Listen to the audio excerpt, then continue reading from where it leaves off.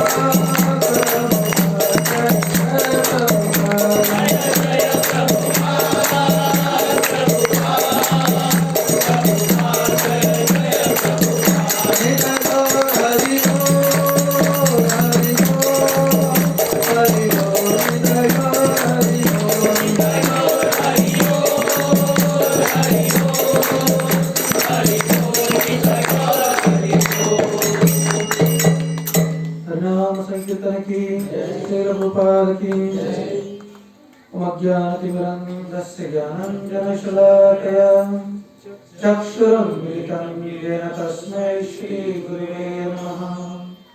श्रीचैतन्यमनोभीष्टं स्थापितं येन भूतले स्वयं रूप कदा मह्यं ददाति स्वपदान्तिकम्।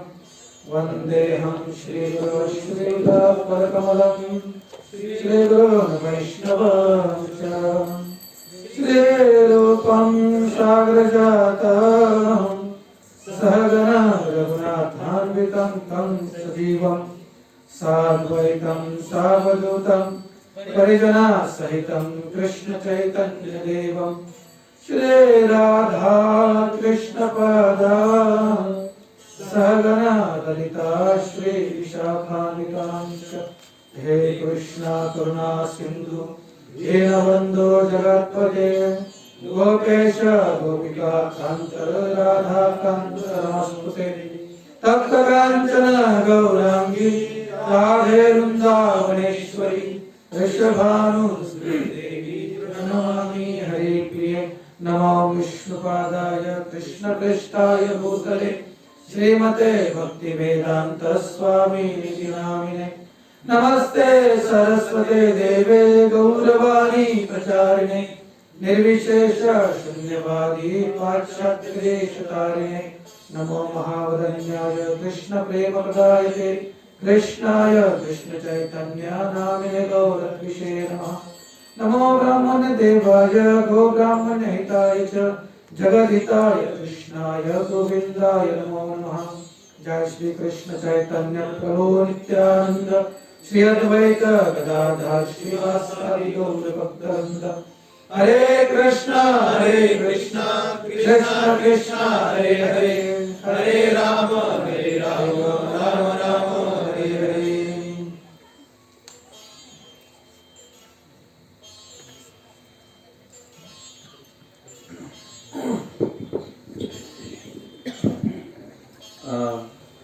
श्री स्वामी समर्थ।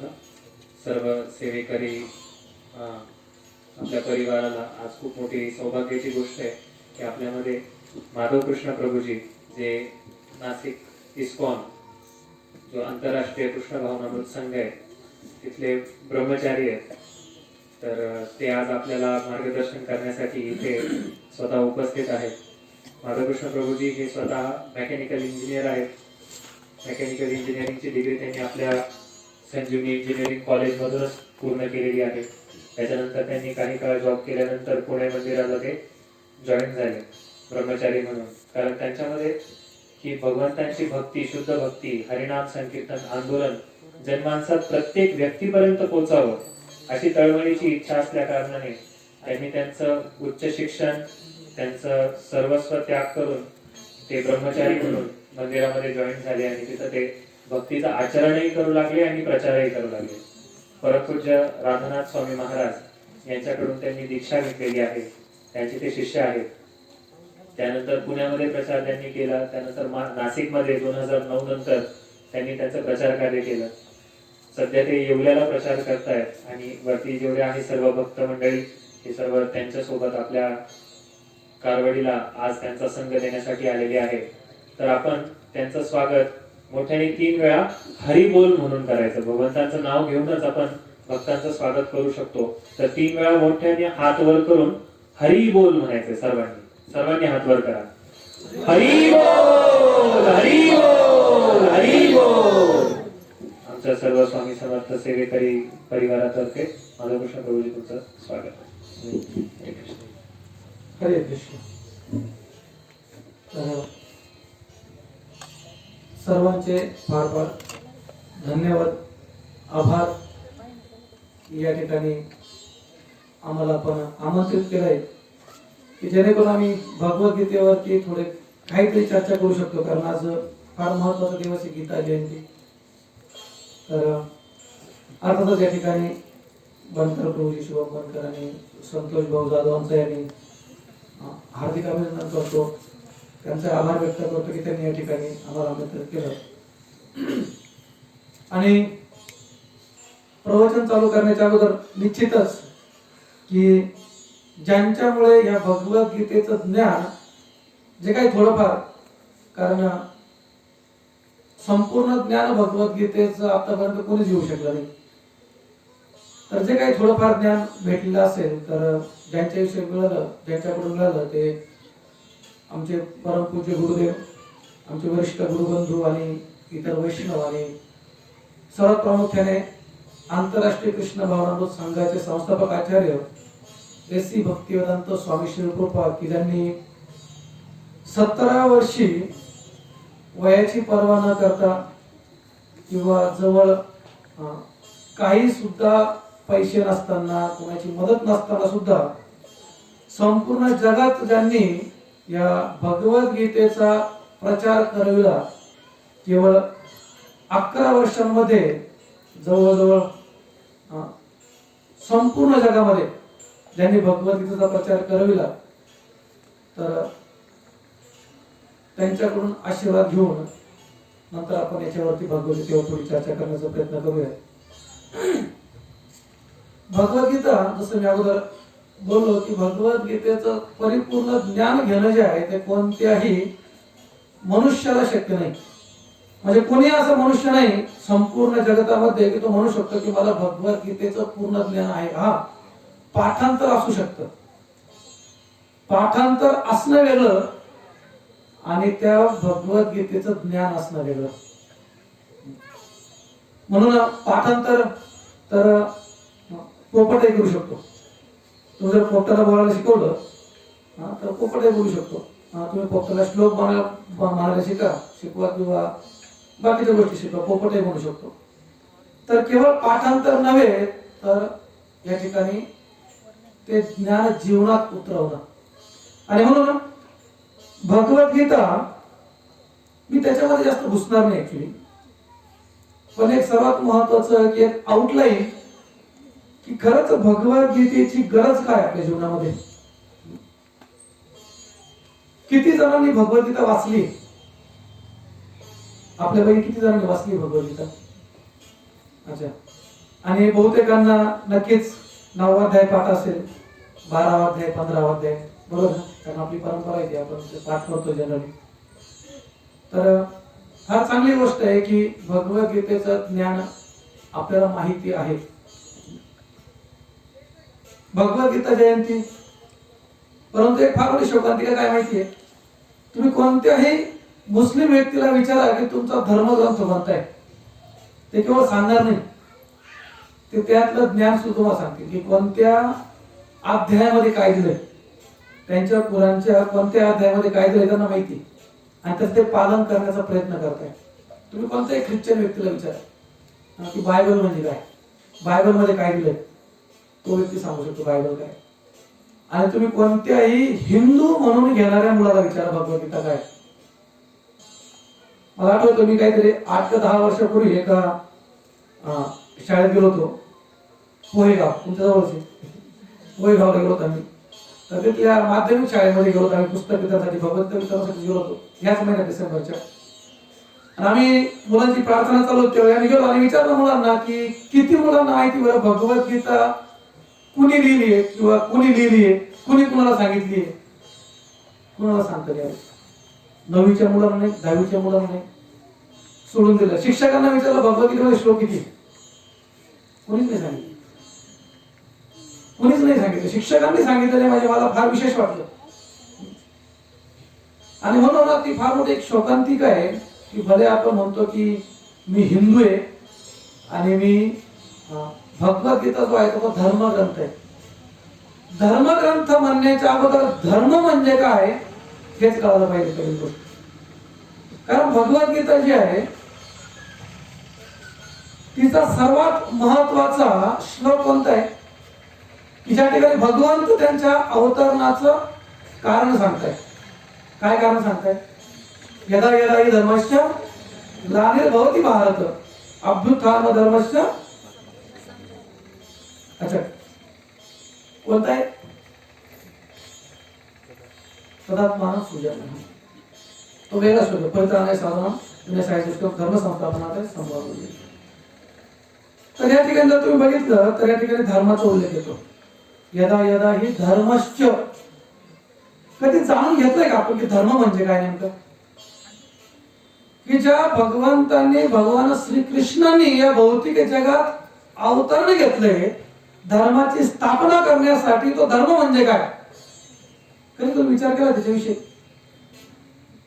आणि म्हणून ना त्या धर्माची जोपर्यंत ओळख होत नाही तोपर्यंत कदाचित व्यक्ती जो आहे तो भगवद्गीता अभ्यास करण्यासाठी फार अपात्र ठरेल. आणि म्हणून कदाचित आपण जेव्हा धर्माची व्याख्या करायला जातो तर कदाचित वाटेल की धर्म म्हणजे हिंदू धर्म, मुस्लिम धर्म, ख्रिश्चन धर्म, ज्यू धर्म. तर असे जर धर्म असतील तर भगवद्गीतेमध्ये सांगायला होतं भगवंतांनी की मी हिंदू धर्माची स्थापना करण्यासाठी आलो, किंवा मुस्लिम धर्माची स्थापना करण्यासाठी आलो, किंवा मग ख्रिश्चन धर्माची स्थापना करण्यासाठी आलो. भगवद्गीतेमध्ये कुठेही तुम्हाला हिंदू, ख्रिश्चन, मुस्लिम हे कोणत्याही जातीचाही नाही, धर्माचा नाही, संप्रदायाचाही नाही, पंथाचा उल्लेख दिसणार नाही. कारण भगवद्गीता ही कोणत्याही एका समाजासाठी नसून ती संपूर्ण मानव जातीच्या कल्याणासाठी भगवंतांनी भगवद्गीता ती सांगितली. ती असंच नाही की भगवंत आले आणि टाळटून करून काहीतरी टाळटून दिलं, काहीतरी ज्ञान द्यायचं म्हणून दिलं, निघून गेले. भगवद्गीता. आणि म्हणून आपण ही गोष्ट अगोदर जाणून घेऊ की धर्म म्हणजे काय. भगवद्गीता आपण तर शेवटी येऊच, परंतु धर्म एक हितोपनिषद मध्ये एक सुंदर एक श्लोक येतो की ज्याच्यामध्ये सांगितलं जातं की धर्माचं पालन, धर्म कुणासाठी आहे आणि कुणासाठी नाही. तर सांगितलं जातं की आहार निद्रा भयमैथुनम सामान्य एतत् पशुभिः नराणाम धर्मो हि तेषां अधिको विशेषो धर्मेन हि पशुभिः समानः. म्हणजेच ते म्हणतात की जेवढे जीव जे आहेत त्यांनी या भौतिक जगात जन्म घेतलाय ते सगळे जीव या चार गोष्टी करतात. आहार, जेवता बरोबर नाही, प्रत्येकाला खाण्याचे काहीतरी लागतं. निद्रा, प्रत्येकाला जे आहे ते झोप लागतेच. आणि भय, संरक्षण करण्याची प्रवृत्ती ती प्रत्येकामध्ये. आणि नंतर मैथुनमची म्हणजे प्रजनन करण्याची वृत्ती ती सगळ्यांमध्ये. प्रत्येक जीव जो आहे तो या चार गोष्टीमध्ये अटकलाय. आहार निद्रा भय मैथुनमची. हो कदाचित म्हणून ते म्हणताय की एक आहे दोन्ही पण समान आहे. सामान्य एतत् पशुभिः नराणाम, की पशूंमध्ये पण समान आहे, मनुष्यामध्ये पण समान आहे. हा भले आपण म्हटलं असतं की ठीक आहे आम्ही जे आहे ते फार प्रगत आहे, आम्ही खाण्यासाठी फार चांगल्या चांगल्या गोष्टी करून खातो. आजकाल काय पिझ्झा, पास्ता काय काय करून खातो. त्याच्यानंतर भरपूर काही गोष्टी आहेत खाण्यासाठी. आणि बाकीचे प्राणी, पशु पक्षी जे आहेत ते काही खातात. रस्त्यावरचं किंवा काही गोळा करून जे काही सडलेलं वगैरे असेल तेही खातात. आम्ही त्यांच्यामध्ये प्रगत, त्यांच्यापेक्षा प्रगत आहे. झोपण्यामध्ये ठीक आहे, आम्ही जे आहे ते फार सुंदर सुंदर गाद्यावरती झोपतो. आजकाल 3-3 कोटीच्या गाद्या निघाल्या. 3 कोटीच्या गाद्या. म्हणजे त्या गाद्या घेऊनही लोकांना झोपेच्या गोळ्या घेतल्याशिवाय झोप लागत नाही. म्हणजे ती गादी विचार करा, ती 3 कोटीची गादी असेल तिला सिक्युरिटी किती असेल असं तो आपला विषय नाही. बरं ठीक आहे, किती महागाची गादी घेतली तुम्ही झोपायला, आणि एखादा कुत्रा असेल, मांजर असेल, गाढव असेल, ते उकिड्यावरती झोपले किंवा कुठेही झोपले. आणि म्हणू शकतो नाही फार प्रगती केली. संरक्षण करण्यासाठी बाकीचं नाही, पशु पक्ष्यांना नख आहे, कुणाला दात आहे, कुणाला काय आहे, पंजे आहेत. आणि आपण म्हणू शकतो आमच्याकडे जे आहे ते आता मोठमोठे शस्त्र, अस्त्र, अण्वस्त्र, आता अणुबॉम्ब सारखे वेगवेगळे. आता अणुबॉम्बची पण गरज नाही आता. आता कोरोना सारखे बॉम्ब निघाले आता. बरोबर आहे का नाही? तो कोणी सोडला हे कळत नाही आणि कोणा लागलाही समजत नाही. बरोबर आहे का? सगळेच आपले आपले तोंड झाकून चालतात. अगोदर ज्यावेळेस ट्रॅक्टर ऐवजी बैल शेती करायची ना, त्यावेळेस बैलांना आपण मुस्क करायचो. बरोबर आहे? कोरोनामध्ये काय झालं, बैलांची मुस्की काढली आपण घातली. बरोबर आहे? प्राणी मस्त वेळ स्वच्छंद आहे, काही प्राण्याला कोरोना बिरोना नाही, स्वच्छंद फिरताय, आपण मुस्के घातले फिरतोय. मोठमोठे मोबाईल ऍक्टिव्ह घालतात. ही आमची संरक्षण करण्याची पद्धत. आणि म्हणजे ठीक आहे, ते फलोत्पादन करता, आपणही करतो, त्या विशेष. म्हणून सामान्य एतत् पशुभिः नराणाम, या क्रिया ज्या आहेत सामान्य सारख्या आहे सगळ्यांसाठी. मग फरक काय गावामध्ये? मनुष्यांमध्ये आणि पशु पक्ष्यांमध्ये 84 लक्ष योनीमध्ये फरक काय? तर ते म्हणतात की धर्मो हे तेषां अधिक विशेष धर्मेन हि न पशुभी समाना, की मनुष्यच असा एक व्यक्ती आहे, प्राणी आहे की जो धर्माचं पालन करू शकतो. इतर पशु पक्षी जे आहेत ते धर्माचं पालन करू शकत नाही. मग ठीक आहे, धर्माचं आम्ही पालन करू शकतो. मग धर्म म्हणजे काय नेमका? धर्म म्हणजे असतं काय? धर्माची व्याख्याच आम्हाला माहिती आहे. आणि म्हणून शास्त्र फार सुंदर सांगतं की धर्माची व्याख्या काय असली पाहिजे. ते म्हणतात की धर्म तो साक्षात भगवत प्रणीतम. भगवत प्रणीतम म्हणजे जे जे वाक्य, जे जे शब्द भगवंतांच्या मुखातून बाहेर निघत आहे त्याला म्हटलं तर धर्म. आणि तो धर्म असा एक, ती अशी एक गोष्ट आहे की जो व्यक्ती स्वतःपासून दूर करू शकत नाही. धर्म कधीच व्यक्ती दूर करू शकत नाही. आणि म्हणून धर्म म्हणजे जर साध्या मराठी भाषेत सांगायचं म्हटलं तर त्याचा असा स्वभाव, त्याचा असा गुणधर्म की जो त्याच्यापासून बाजूला करू शकत नाही. आणि म्हणून उदाहरणार्थ आपण बघू की आपण मिरचीला ओळखतो, कशावर ओळखतो? तिचा गुणधर्मावरून. काय गुणधर्म तिचा? तिखटपणा. साखरेचा गुणधर्म काय? गोडपणा. कारल्याचा?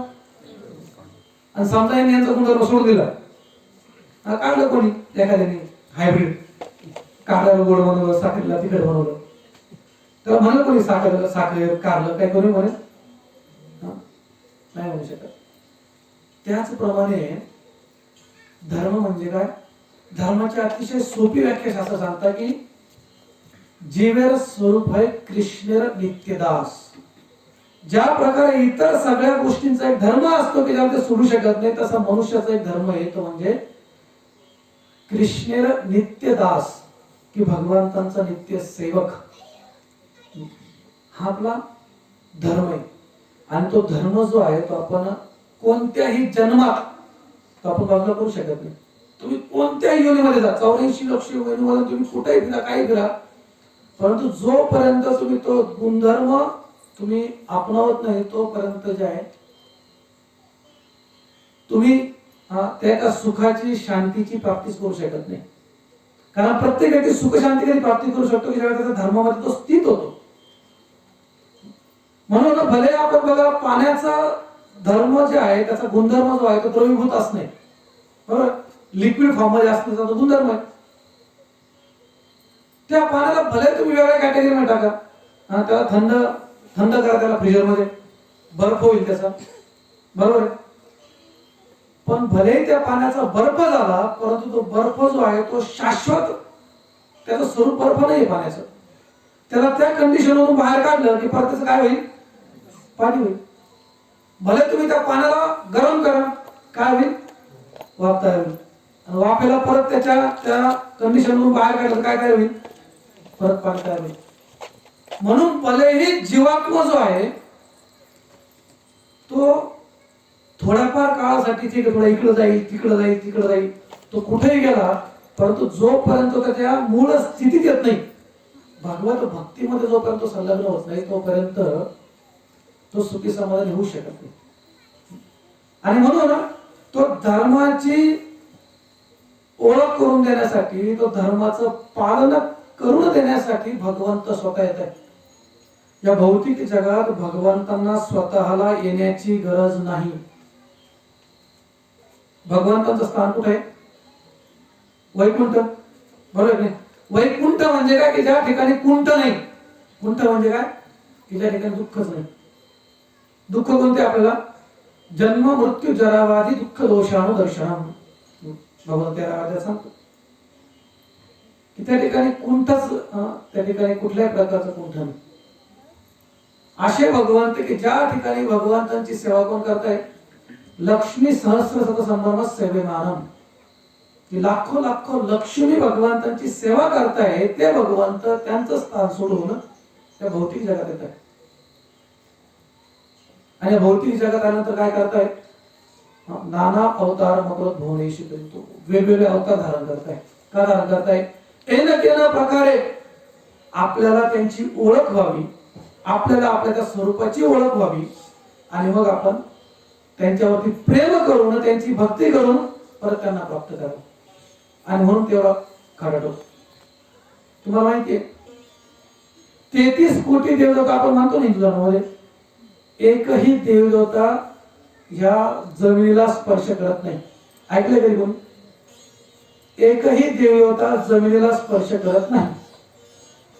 रामायणामध्ये कथा येते की ज्यावेळेस सीताराम वनवासात गेले होते, मग त्यावेळेस सीतादेवीला सगळ्या गोष्टी नाही नव्हत्या, म्हणून ती विचारते की भगवंत कसं ओळखायचं, कारण राक्षस पण रूप बदलून जातात, यक्ष राक्षस गंधर्व हे पण रूप बदलू शकतात. मग समजायचं कोण देवता, कोण राक्षस, कोण यक्ष, कोण गंधर्व, कोण? मग त्यावेळेस रामचंद्र म्हणे की राक्षसांचे पाय जे आहेत जमिनीला टेकतात, परंतु देव जे आहे ते कोणीही देवता जमिनीला स्पर्श करत नाही. आणि ते जे आहे ते लक्षात ठेवलं तर सीतादेवीने. आणि मग अशोक वाटिकेमध्ये काम आलं. अशोक वाटिकेमध्ये ज्यावेळेस बघितलं ब्रह्मदेवांनी की सीतादेवी जे आहे ते काहीच खात पित नाहीये, काहीच नाही, असे मृत्यू होईल. आणि सीतादेवीचा मृत्यू झाल्यानंतर भगवान रामचंद्र झालाच नाही रावणाचा वध करायला. आणि म्हणून ते इंद्राला पाठवत आहे की हे खीर घेऊन जा सीतादेवीला दे, जेणेकरून तिचं जे ऐकलं ना भूक लागणार ना, तहान लागणार, तिची तेज कमी होणार ना, शक्ती कमी होणार, ऊर्जा कमी होणार. आणि म्हणून इंद्रदेव गेले तर ते गेले संन्यासाच्या रूपात. आता सीतादेवीने बघितलं एक संन्यासीने पळून आणलं, दुसरा संन्यासी खीर देतो, ती कशाला गेलो जमणारच नाही, बघितलं पण नाही.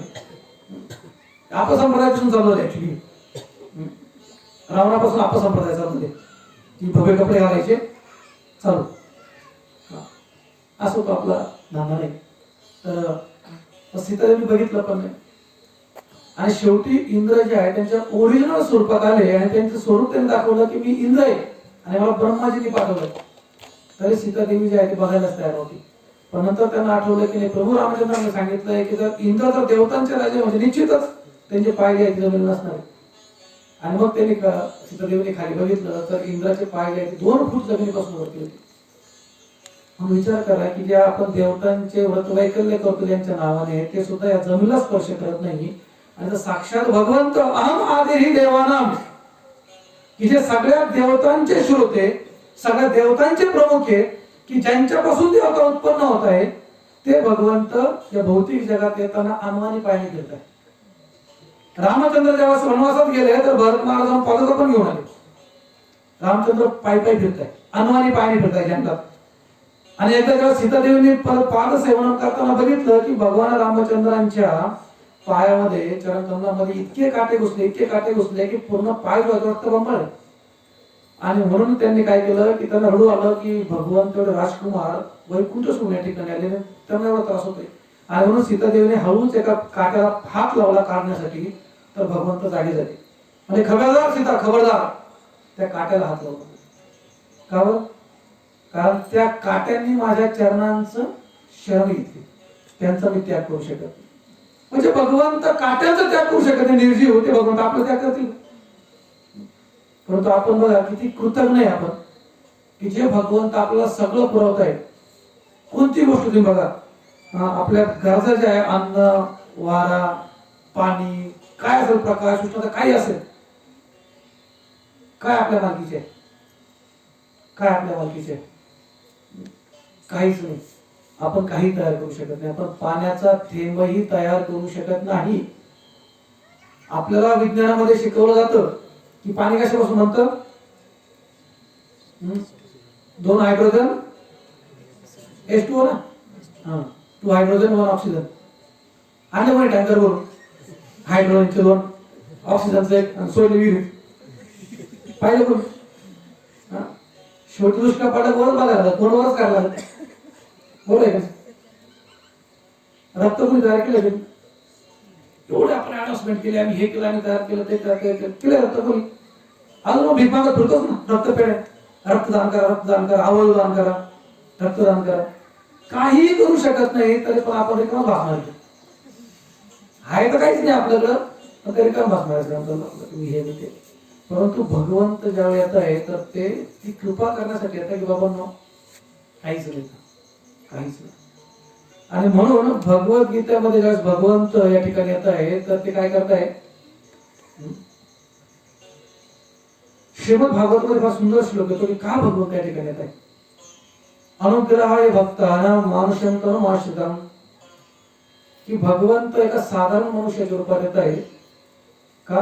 अनुग्रहाय भक्तानां, त्यांच्या भक्तांना आश्वासन देण्यासाठी, अनुग्रह करण्यासाठी, कृपा देण्यासाठी. मानुषं तनुमाश्रितम् भजते तादृशं क्रीडा. आणि ज्यावेळी भगवंत या ठिकाणी वेगवेगळ्या क्रीडा करताय, लीला करताय, आणि ज्यावेळी आपण त्या लीलांचं गुणगान करू, या पश्चातच परो भवेत, की ज्यावेळी त्या लीला आपण ऐकू तर काय हो की आपण आपोआप त्यांच्याप्रती प्रेम उत्पन्न करून, भक्ती उत्पन्न करून आपण त्यांना प्राप्त करू. ते आपलं वैशिष्ट्य, तो आपला गुणधर्म. आणि म्हणून भगवद्गीता जर एक वैशिष्ट्य जर तुम्ही बघितलं तर भगवद्गीता हा कोणताही धर्मग्रंथ नाही. आपण जरी म्हटलं की हा हिंदूंचा ग्रंथ आहे, अजिबात नाही. भगवद्गीता हा संपूर्ण मानव जातीच्या कल्याणासाठी. का संपूर्ण मानव जातीच्या कल्याणासाठी? कारण भगवंत म्हणताय की अहम बीज प्रदापिता, की सगळे काही जीवात्मा जे आहे त्यांचा पिता कोण आहे? पितामहस्य जगता माता धाता पितामह. की भगवंत म्हणतात की मीच जो आहे तो सगळ्यांचा पिता आहे, मीच जे आहे सगळ्यांचा माता आहे. कारण का? ममे वंश जीव लोके जीवभूता सनातन. कारण आपण भगवंतांचे अंश आहोत, आपण भगवंतांचे मुलं आहोत. आणि म्हणून भगवंताने कुठं म्हटलं की हिंदू जे आहे ते माझे मुलं आहे, या धर्माचे जे आहे ते माझे मुलं नाही, त्या धर्माचे जे आहे ते माझे मुलं नाही. कुठं म्हटलेलं नाही. सगळे सर्व योनीशी कोणत्याही, सगळ्या योनी जे आहे, सगळे प्राणी मात्र जे आहे ते भगवंतापासून येत होते. आणि म्हणून भगवद्गीता जी आहे ती सगळ्या मानव जातीच्या कल्याणासाठी. कोणी म्हणू शकत नाही की माझ्यासाठी नाही. आणि जोपर्यंत व्यक्ती भगवद्गीतेची शरण घेत नाही तोपर्यंत तो व्यक्ती स्वतःच कल्याण करून घेऊच शकत नाही. तो सुख आणि समाधानाची की प्राप्ती जी आहे, खरं सुख, खरं समाधानाची प्राप्ती तो करू शकत नाही. का बरं? कारण भगवंत क्लिअरली सांगताय की ममे वंश जीव लोके जीवभूता सनातन मनःषष्ठानि इंद्रियाणि प्रकृतिस्थानि दर्शती. की हे लोक जे आहे भले ते माझे अंश आहे, माझे अंश असल्यामुळे त्यांना माझ्या घरी राहण्याचा अधिकार आहे, त्यांनी माझ्या घरी थांबलं पाहिजे, मौज मध्ये केली पाहिजे. भगवंताची प्रॉपर्टी किती? भगवंताची प्रॉपर्टी किती माहिती? आपल्याला किती प्रॉपर्टी भेटते? थोड्याफार एकरामध्ये भेटत असेल, बिघ्यामध्ये भेटत असेल, गुंठ्यामध्ये भेटत असेल, कधी कधी ती पण भेटते. आजकाल तर एवढं भान चालतात. कारण गव्हर्नमेंटचं नियम सगळ्यांचंच नाव लागतात. सगळ्यांचं नाव लागत लागत लागत छोटी काही जुळत नाही. तो त्यापेक्षा बरे मजुरी करून तरी पोट भरतो. बरं, भगवंताची प्रॉपर्टी किती माहिती? आपण म्हणतो अनंत कोटी ब्रह्मांड. भगवान विष्णूंच्या प्रत्येक रोम छिद्रामधून ब्रह्मांड बाहेर निघते, की ज्याच्यामध्ये सगळे 14 भुवन आहेत. 7 पाताळ लोक, 7 जे आहे ते स्वर्ग लोक, ब्रह्म लोकापर्यंत, आणि मध्ये पृथ्वी.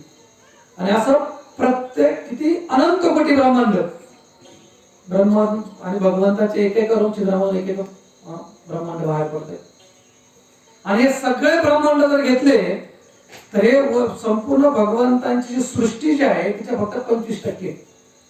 किती आहे? भौतिक जग अनंत कोटी ब्रह्मांड फक्त 25%. 75% भगवंताचं वैकुंठ आहे. म्हणजे विचार करा, भगवंत किती मोठा जमिनीचे मालक आहे, किती मोठा ऐश्वर्याचे मालक आहे, आणि आपण त्याचे वारसदार. आणि आपण ते सोडून इकडे आलो गुंठे मालायला. बरोबर आहे. आपण गुंठे मंत्री इकडे आलो, तिकडचं मंत्री पद सोडून आणि इकडे आलो गुंठे मंत्री. त्याला करणार काय आता? म्हणून भगवान की मनःषष्ठ आणि इंद्रियाने प्रकृतिस्थानी दर्शती. मनाने जे आहे आणि इंद्रियाने इथं दाखवतो ठेवलं आपल्याला.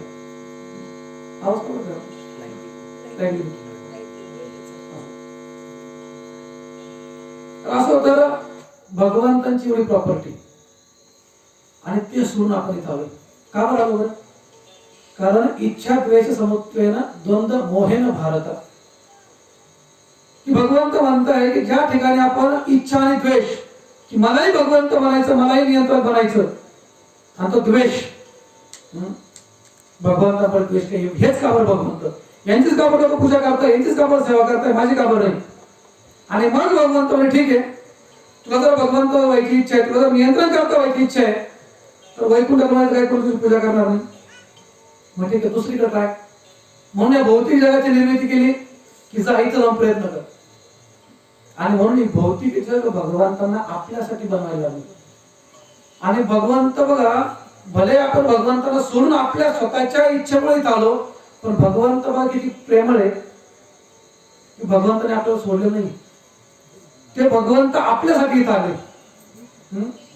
आपल्यासाठी वेगवेगळे अवतार घेत आहे, वेगवेगळ्या त्यांच्या साधू संतांना पाठवत आहे, वेगवेगळ्या शास्त्रांची रचना करताय, जेणेकरून आपल्याला त्यांच्याविषयी माहिती भेटावी, त्यांच्याविषयी ज्ञान प्राप्त व्हावं आणि आपण त्यांच्याकडे आकृष्ट होऊन भजते तादृश क्रीडा या पश्चित परत त्यांच्या त्या लीलांविषयी आकर्षित होऊन त्यांच्या धामाला प्राप्त हो, त्यांच्या धामाच्या वैकुंठाविषयी आकर्षण प्राप्त होईल, त्यांना प्राप्त करू. परंतु आपण ते करतच नाही, आपणच खेळत बसलो. आमचे एक भक्त फार सुंदर उदाहरण देतात. ते म्हणताय की भले आपण या भौतिक जगात किती मौज मजा करायची प्रयत्न केला, किती खायचा प्रयत्न करा, किती मजा करण्याचा किती पैसे असो तुमच्याकडे, परंतु तरी पण ते सुख आणि समाधान जे आहे ते कधीच प्राप्त करू शकत नाही. तुम्हाला परत भगवंताकडे जाणं गरजेचं आहे. उदाहरण देता की आपण बघतो की जत्रा वगैरे आपल्या गावात भरतो, जत्रा यात्रा भरतात. मग त्या आई बरोबर लहान लहान मुली ज्या आहेत जत्रेत जातात, मग त्यांना खेळण्या पाहिजे राहतं ना.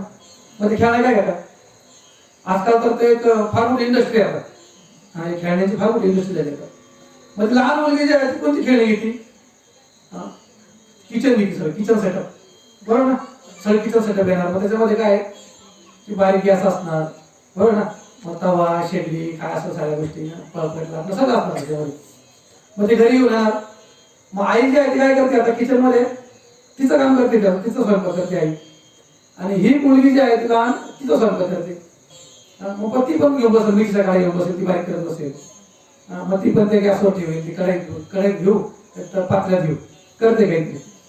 तिला जे समजत की आई काय करते, अनुकरण करते की आईचं, की आई कसं करत तसं करण्याचा प्रयत्न करते, बरोबर आहे. आई स्वयंपाक करते, मुलगी स्वयंपाक करते. आणि आता भूक लागल्यानंतर काय, ती मुलगी स्वयंपाक स्वतः काही घेते, कुणाला जायची, आईकडे जाईल ना. मग आई म्हणेल का नाही तू स्वयंपाक तू तू तू खाय, माझा मी खाय, बरोबर आहे. तुला किचन घेऊन दिलं ना, तुला संसार मानून दिला तुझा, तू तू काय करते कर, बरोबर आहे. ते नाही म्हणत.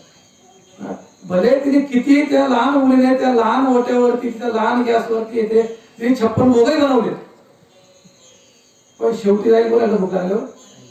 तसंच आहे आपण या भौतिक जगात भगवंतांना सोडून किती काय करा, आपलं या ठिकाणी संतुष्टी होणारच नाही. किती प्रयत्न करा.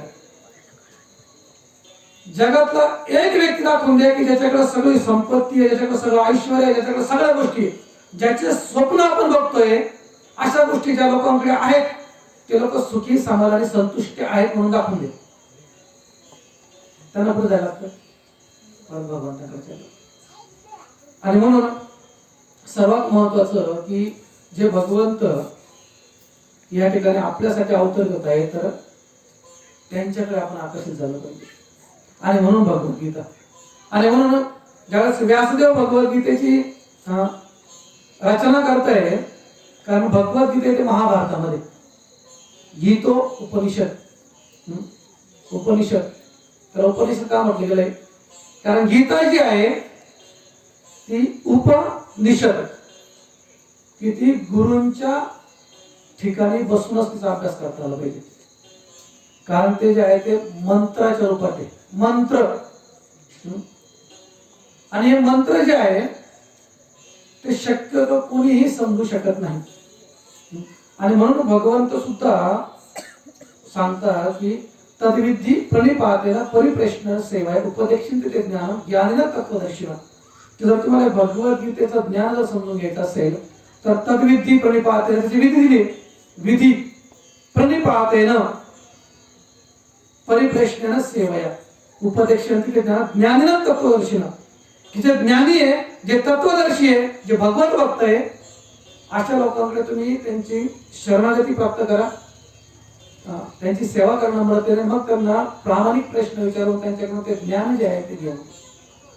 आणि म्हणून हे ज्ञान जे आहे ते एवं परंपरा प्राप्त एवं राजर्षी गुरु, हे ज्ञान जे आहे ते गुरु शिष्य परंपरा येतं.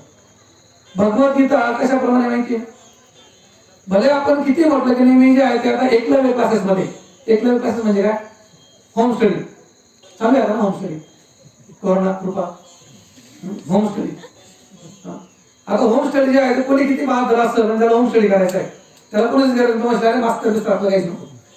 आपल्याला मास्तरची गरज नाही, आम्ही जे घरी पुस्तक आणून वाचू. आता तुम्हाला माहिती आहे भूमितीमध्ये प्रमेय असतात, प्रमेय बरोबर ना. किती लोक जे आहेत भूमितीमधले प्रमेय कुणाचीही मदत न घेता सोडू शकतील, हे पण माहिती आलं. प्रमेय घरी सोडणार, आम्ही पाठ करू खबर तरी पाठ नाही झाले. सोडायची गोष्ट म्हणजे आम्ही शिक्षक आहे, श्यामसुंदर कृष्ण आमचे कॉलेजला शिक्षक आहे. प्रमेय कोणी सोडू शकत नाही, तिला जे आहे ते गुरूंची शरण घ्यायला लागते. कोणी किती आमच्याकडे डॉक्टर पण ना, नंतर कुठे डॉक्टर कोणी किती हुशार असला तुम्हाला मी 10वी चांगली पास केली, 12वी डिस्टिंक्शन काय बोर्डामध्ये बोर्ड फाडून बाहेर आलो.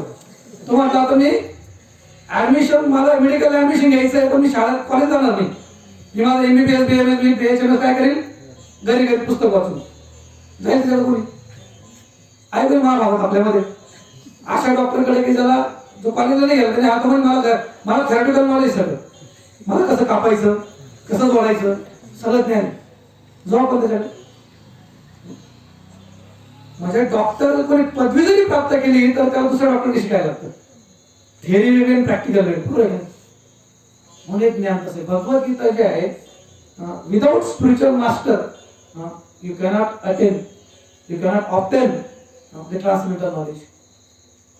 हे गुरूंच्या सहाय्याने होऊ शकत नाही. म्हणून भगवंतांनी क्लिअरली सांगितलं की एवम परंपरा प्राप्तम इमम राजर्षी सहकालीन माझा योग नष्ट पर्यंत, की अर्जुन हे मी ज्या दिवसाला सांगितलं त्यावेळी, नंतर म्हणूला नंतर सगळं ईश्वर गुला परत ते काल ते ज्ञान जे आहे ते कालांतराने नष्ट झालं म्हणून तुला परत सांगतोय.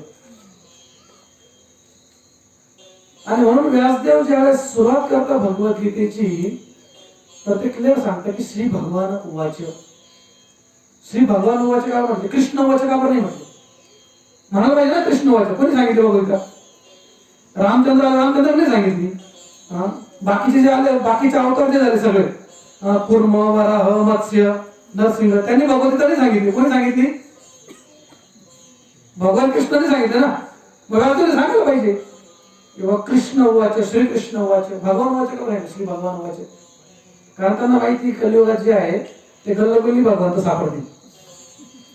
गल्लोगल्ली भगवंत आमच्या कृपा म्हणायचे की भारतामध्ये गल्लोगल्ली जे आहे ते भगवंतांचे फॅक्टर आहे, कारखाना येतं. सगळेजण म्हणतात मी या भगवंताचा अवतार, तो म्हणतो मी त्या भगवंतांचा अवतार, हा तुम्ही कलकी अवतार, सगळे भगवंत आहे. म्हणून व्यासदेव प्लेअर म्हणतात की श्री भगवान उवाच. का बरं श्री भगवान उवाच म्हणताय? कारण भगवंतांची व्याख्या जी आहे त्याच्या पप्पाने लिहून ठेवली. त्यांचे पप्पा कोण? पराशर मुनी. पराशर मुनींनी भगवंत कोण याची व्याख्या लिहून ठेवली. भगवंताची व्याख्या तरी काय सांगितली? ऐश्वर्यश्च समग्रश्च वीर्यश्च यशश्रिय ज्ञान वैराग्यश्चैव शन्न भगवतींगना. की त्यांनी सांगितलं की या 6 गोष्टीच्या व्यक्तीमध्ये पूर्ण प्रमाणात सापडतील त्याला भगवंत म्हणायचं. मग 6 गोष्टी कोणत्या?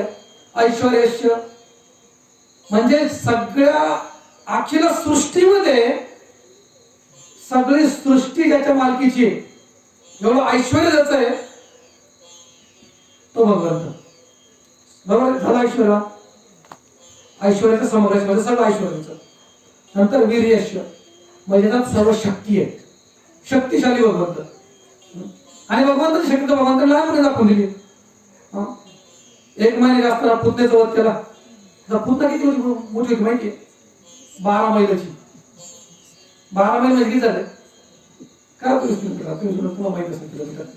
12 किलोमीटर जरी 12 किलोमीटर खूप किलोमीटर होता. नाही 1 महिने म्हणजे 8 किलोमीटर ना 1 महिने म्हणजे. असं तुम्ही करा काही जाऊ दे. पुतण्याचा महिना भरतो त्याला ठीक आहे. पुतना जाऊ दे. गोवर्धन परिक्रमा तुम्ही वृंदावनाला कधी गेले असेल, गोवर्धन परिक्रमा मारली असेल. 24 किलोमीटरची गोवर्धन परिक्रमा. किती? 24. भगवंतांनी गोवर्धन जो आहे तो डाव्या हाताच्या करंगळीच्या टोकावरती 7 दिवस 7 रात्र उचलला. जो म्हणतो ना स्वतःला भगवंत त्याला म्हणा रिकामा हात धरून उभा. उचलू काहीच नको. ताल 2 तास जे आहे ना रिकामाच हात धरून उभा आहे. तुला भगवंत मानतो आम्ही. बरोबर आहे. उचलू काहीच नाही. ऐश्वर्य समग्र यश. भगवंत प्रत्येक वेळी यशस्वी आहे. भगवंताचं यश जे आहे ते सगळंच कीर्तीचं गान करतायत भगवंतांच्या यशाचं. भगवंतांनी काही केलं तर त्यांचं यश गान केलं जातं, गुणगान केलं जातं. भगवंत माखनचोर करता, भगवंताचं गुणगान.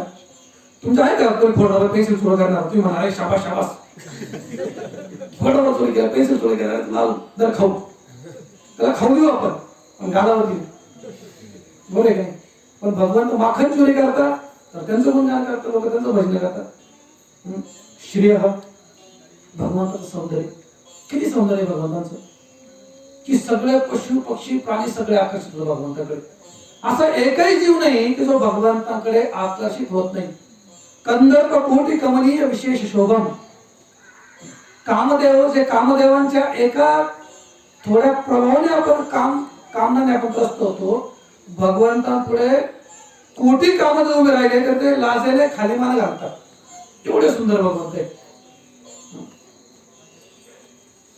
बघा इतर प्राण्यामध्ये काय सांगितलं मी, भगवंताकडे काय आकृष्ट होत आहे, भगवंताकडे माकड आकर्षित होत आहे, भगवंताकडे झाडं वेली लता इव्हन पाणी.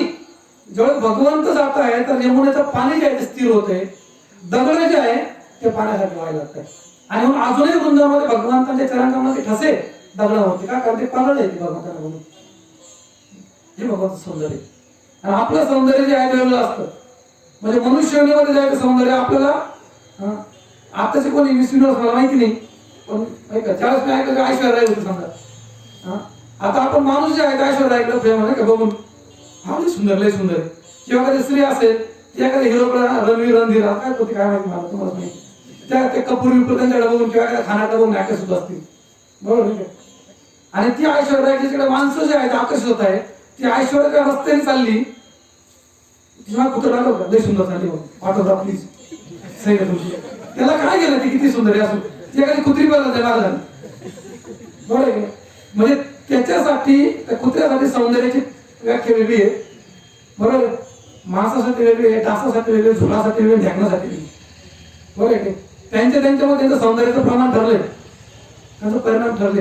परंतु ह्या ठिकाणी सगळे पशु पक्षी सगळे भगवंताकडे आकर्षित होत आहेत, ते भगवंत सौंदर्य. नंतर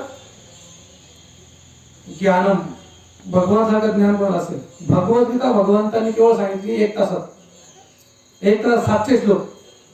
तुम्ही 700 श्लोक जर म्हणाले तरी घेतले तरी म्हणा नाही 700 1 तासात. म्हणून बघा अर्धा तास तर पहिला दुसरा जातात संपत, 2 जातात 8 तास. तुम्ही करून बघा, अगोदर संस्कृती येत नाही आणि आलाही कोडक मार्ग तर 8 तासात निघून जातो. 700 श्लोक आपलं झाले 700. 1 तासामध्ये अर्जुनाचे पूर्ण प्रश्नाचे उत्तर 1 तासात. हे भगवान. आणि भगवंताने काही प्रिपरेशन नव्हतं केलं, आपल्यासाठी पट्टीवरच घेऊन गेले कॉपी करून. अरे अर्जुनाला सांगायची काय करतात पट्टीवरती भानावरती बासरीवरती इकडे तिकडे लिहून जायचं कॉपी करून. आपल्याला मायक्रो कॉपी येतं ना आजकाल, मायक्रो विक्रो सगळं. म्हणजे आपण वाचून जर साठा मारायचा तरी जमत नाही आपल्याला कॉपी करून जायला लागतं. भगवंताला कॉपी नाही करायची गरज पडली. ह्यावेळेस आमचे फार हुशार मेंबर होते, करोना काळात फार हुशार मेंबर, ऑनलाईन होतं ना सगळं. आमच्या एका फादरनी 7 वर्ष इंजिनिअरिंग पास नाही झाला. किती? 7 वर्ष इंजिनिअरिंग पास नाही झाला. त्यांचं रिपोर्ट टाकलं होतं काही इंजिनियर व्हायला पाहिजे वर्गात. तो म्हणजे ठीक आहे तुम्ही म्हणता इंजिनियर मी होणारच नाही. आता काय झालं की नेमकं कोरोनाचा सगळं ऑनलाईन, मग तो ह्याचा चान्स मारून घेऊ. मग आता समोर स्क्रीन, आता स्क्रीनचं कसं माहिती ना, थोडा तुमचे डोळे हाल इकडे तिकडे गेले तर स्क्रीन लॉक होऊन जायची. म्हणून त्यांनी काय केलं बाद धरली, शेजारच्या बसवलं बाजूला, त्या लॅपटॉपला प्रोजेक्टर लावलं समोर. प्रोजेक्टर लावून काय केलं की सगळ्या प्रोजेक्टरवरती क्वेश्चन समजतात. काय सगळं होतं ना, कोणते प्रश्न होते? MCQ बरोबर, मल्टिपल चॉईस क्वेश्चन बरोबर ना, टिक मार्क करायचे. मग तो उशिरा काय करायचं, फक्त तो स्क्रीनवर असं बघत राहायचं आणि ते मागचं समजायचं मात्र प्रश्न तुलाच बघायचं तिकडं, सर्च करायचा पटकन लगेच सांगायचं. डिस्टिंक्शन मध्ये आला तो सत्य घट नाही. आत्ताची गोष्ट 2 महिन्यात रिझल्ट लागला आणि एका विषयामध्ये आउट ऑफ आहे, एका विषयात आउट ऑफ आहे. कोरोना महाराजांची कृपा असो. म्हणजे आपली ही कंडिशन आहे. त्याला म्हणतात ज्ञान. भगवंताला टेन्शन घ्यायची गरज पडली नाही.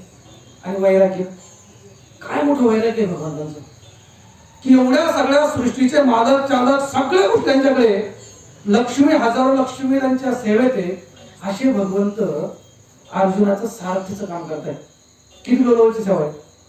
आजकाल गाड्या एकदम एसी बीसी निघाल्या एकदम हाय फाय गाडी बसा घरी भेटला असं वाटतं लई मोठ्या. तुमच्या गावात समजा एखादी फरारी आली ऑडी आली किंवा एखादी मोठं काहीतरी आली मर्सिडीज वगैरे तर त्यात बसायला जे आहे ते आपलं वाटतं की बस माझ्यासारखं मोठं कोणीच नाही. मिशन असतील असतील तर आपण काही करतो एवढ्या मोठ्या गाडीत बसायला पाहिजे म्हणजे एवढ्या मोठ्या माणसाची ओळख माझी. पण त्यावेळी ड्रायव्हर असणं म्हणजे नुसतं बसायला भेटणं वेगळं म्हणजे चालवायला भेटणं तिथं फार मोठी गोष्ट आहे. रोल्स रॉईस तुम्हाला घेण्यासाठी जे आहे तुम्हाला अगोदर तुमचं दाखवा लागतं स्टेटस दाखवा लागतं समाजामध्ये काय. म्हणजे तुम्ही आमच्यावर जरी घेऊन गेले तर तुम्हाला रोल्स रॉईस भेटत नाही. तुमचा सामाजिक स्टेटस काय ते बघून तुम्हाला ती काय देणार तसं देणारच नाही. त्या गाड्या तर सोडून फेकून देतील पण असं कोणाला देणार नाही. आणि इथं भगवंत ड्रायव्हरची भूमिका करताय आणि त्यावेळेला त्याला काय ब्रेक नव्हते स्टेरिंग नव्हते एसी नव्हते काही नव्हते ना. एक दक्षिण भारतामध्ये फार सुंदर भक्त होऊन गेले. ज्यावेळेस श्री चैतन्य महाप्रभू दक्षिण भारत यात्रेमध्ये गेले तर त्यांनी बघितलं की त्या दक्षिण भारतामध्ये एक ब्राह्मण जे आहे म्हातारा वृद्ध ब्राह्मण भगवद्गीता वाचतोय तो आणि ती भगवद्गीता सरळपणे उलटी ती आणि तो उलटी सुलटी करतोय परत ते मुख जे आहे ते समोरचं पेज बघतोय आणि रडतोय तो. आणि श्री चैतन्य महाप्रभूंना आश्चर्यचकित वाटतं की अरे हा व्यक्ती जो आहे तो भगवद्गीता नुसती हातात घेऊन त्याचं मुखपृष्ठ बघून रडतोय तो. आणि बाकीचे ब्राह्मण जे आहे तू अंतर हसताय आणि त्यांनी विचारलं बाबा तू बाकीचे सगळे तुला हसताय तू रडतोय का भांडण काय. मग तो म्हणतो की महाराज मी अशिक्षित आहे मला लिहिता वाचता येत नाही पण माझ्या गुरूंनी मला आज्ञा दिली की भगवद्गीता दररोज वाचायची आणि म्हणून गुरूंची आज्ञा म्हणून मी भगवद्गीता दररोज हातात घेऊन बसतो आणि जेवढे गुरु ऐकली तेवढा वाचण्याचा प्रयत्न करतोय. आणि माझा ते उच्चारण बघून तुम्हाला तो गोंधळपणा बघून ते अशिक्षितपणा बघून ते लोक हसताय. बरं ठीक आहे म्हणजे हसताय ठीक आहे तू रडतोय का तुला असं काय त्या भगवद्गीता दिसतंय तू रडतोय म्हणे भगवद्गीता. मग तो म्हणे की जेव्हा मी चित्र बघतोय अर्जुनाचं भगवंत अर्जुनाचं सारथ्य करता हे चित्र ज्यावेळेस मी बघतो त्यावेळी त्या भगवंतांची करुणा बघतोय की अर्जुनासाठी भगवंत सारथी झाले. सारथी होणं म्हणजे माहिती त्यावेळी कोट्यावधी हत्ती कोट्यावधी घोडे त्या ठिकाणी अब्जावधी सैन्य त्या युद्धभूमीवरती होतं. कारण युद्धभूमी विचार करा की नुसते लोक किती मारले गेले माहिती महाभारत युद्धामध्ये 1,66,20,000 असे काही इतके लोक मारले. विचार करा हत्ती किती असतील घोडे किती असतील बाकीचे किती असतील. एवढ्या सगळ्यांच्या किंचाळण्याच्या आवाजामध्ये ज्यावेळेस त्या अर्जुनाला सांगायचंय भगवंताला किंवा त्या योद्ध्याला सांगायचंय भगवान सारथ्याला बाबा डावीकडे जायचं उजवीकडे जायचं थांबायचं स्पीड कमी असते का काय सांगणार तो तर लाथ मारायला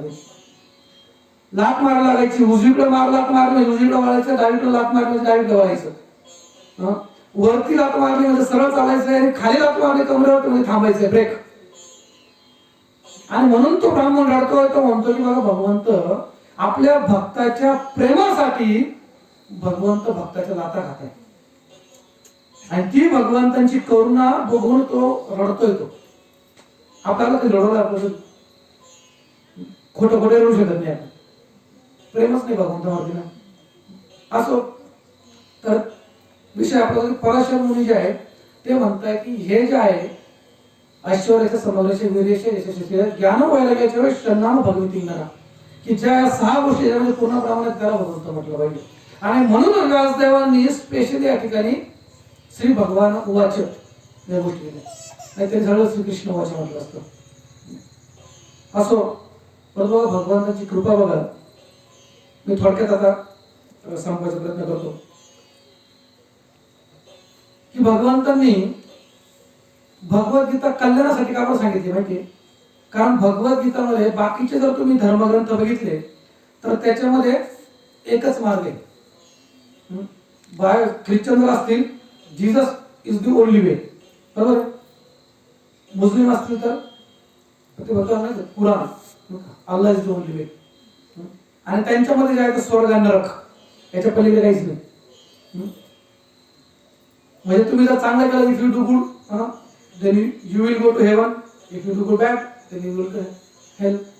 स्वर्ग आणि नरकाच्या व्यतिरिक्त हेल हेवन आहे, आणि इकडे काय मुस्लिमांमध्ये जन्नत आणि जहन्नम, याच्या व्यतिरिक्त काहीच नाही. पण भगवद्गीतेकडे जर तुम्ही बघितलं, भगवद्गीतेमध्ये या भौतिक जगाविषयी भगवंताने जास्त चर्चाच नाही केली. भौतिक जगाच्या पलीकडचं सगळं सांगितलंय. आणि म्हणून भगवद्गीता काय नेमकं भगवद्गीतेमध्ये, भले आपण भगवद्गीता वाचल्यास काय नेमकं दिलं भगवद्गीतेमध्ये, कल्याणासाठी जर आहे, आपल्या माणसाच्या आपल्या उद्धारासाठी आहे, जे आपल्याला वैकुंठ घेऊन जाण्यासाठी आहे. कारण स्वर्ग नरक जे आहे ते भौतिक जगातच आहे, याच्या पलीकडे भगवंतांना आपल्याला याच्या पलीकडे न्यायचंय, वैकुंठ प्राप्ती करायची. तर मग काय नेमकं भगवद्गीतेमध्ये, की ज्या भगवद्गीतेचा अभ्यास करून, ज्या भगवद्गीतेपासून शिकवून आपल्याला हे भौतिक जगत जन्म मृत्यू जरा व्याधी, भगवंताने का स्वर्गाची स्वर्गाला सांगितलं नाही?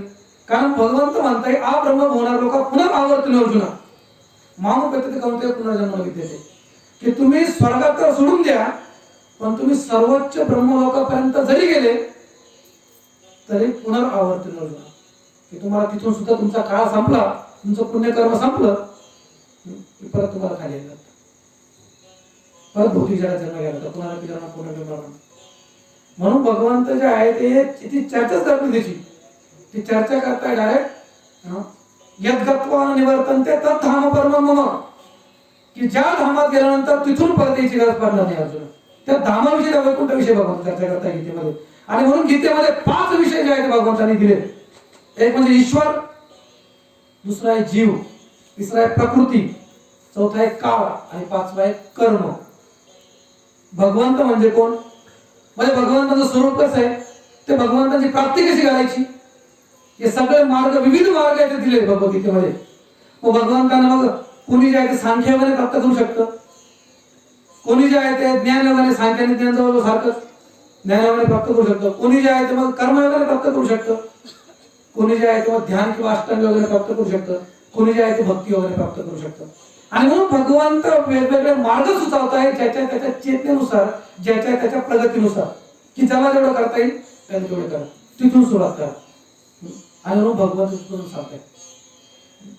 नंतर जीव, की का आपण भगवंतांच्या विषयी माहिती घ्यायची, का आपल्याला भगवंतामध्ये जायचंय, काय सगळ्या मार्गांचं अनुकरण करायचंय, का पालन करायचंय, मध्ये जीवाची माहिती आहे. जीव कोण, जसं आपण मागच्या विचार आता चर्चा केली की मनुष्य जीव लोक जीव होतं.